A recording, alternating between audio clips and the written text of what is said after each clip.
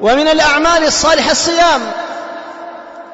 كان ابن عباس رضي الله تعالى عنه يجتهد في الصيام فيها.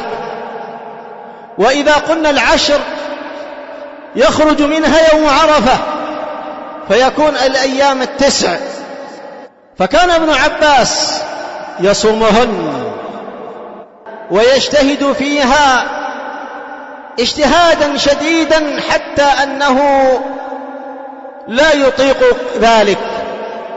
وجاء أيضا عن سعيد بن جبير رضي الله تعالى عنه أنه كان يجتهد في الأعمال فيها. وهكذا كان السلف أيضا. وجاء حديث عن عائشة رضي الله تعالى عنها في نفي الصيام في هذه العشر كما في مسلم، قالت: ما صام النبي صلى الله عليه وسلم العشر قط. وجاء في حديث حفصة وبعض أزواج النبي صلى الله عليه وسلم أنه صام هذه العشر، فيجمع بين الحديثين أن حديث عائشة محمول على أنه لم يصم النبي صلى الله عليه وسلم العشر كلها، فيخرج منها يوم عرفة، يخرج منها يوم العيد.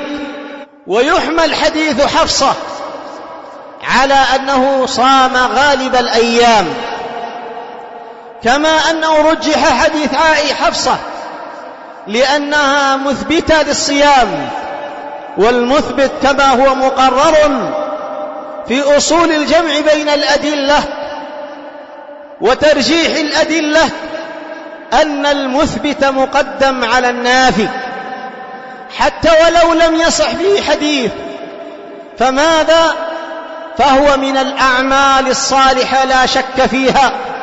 من صام يوما في سبيل الله باعد الله وجهه عن النار 70 خريفا، إلى غير ذلك من الأدلة على فضل الصيام، لأن بالصيام يجتمع للمرء، يجمع له قلبه ويجتمع له من الأعمال الصالحة من الذكر والتسبيح وقراءة القرآن وإلى غير ذلك من الأعمال التي تحصل للصائم.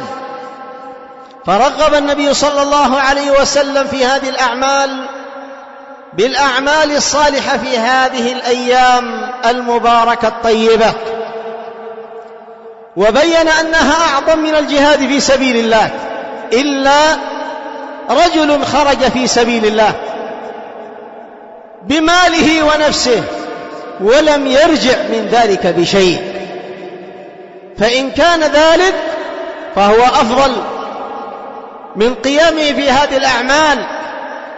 بل قال أهل العلم: من صام يوما في سبيل الله باعد الله وجهه عن النار 70 خريفا. فقالوا فحمل بعضهم على صيام المجاهد إذا أطاق الصيام، فحملوا ذلك على المجاهد في سبيل الله وإن لم يكن أو يصم في ذلك في هذه الأيام، وخرج في سبيل الله وعفر وجهه في سبيل الله وعقرت دابته وسفك دمه في سبيل الله فهو أعظم عند الله. فالله في هذه الأيام المباركة اجتهدوا فيها من العبادات والطاعات، وإن كانت أيام طويلة وفيها من الشدة لكن الأجر عند الله عظيم. يباعد الله وجهك عن النار 70 خريفا ويحصل لك من الخيرات العظيمة، والله يعلم وأنتم لا تعلمون.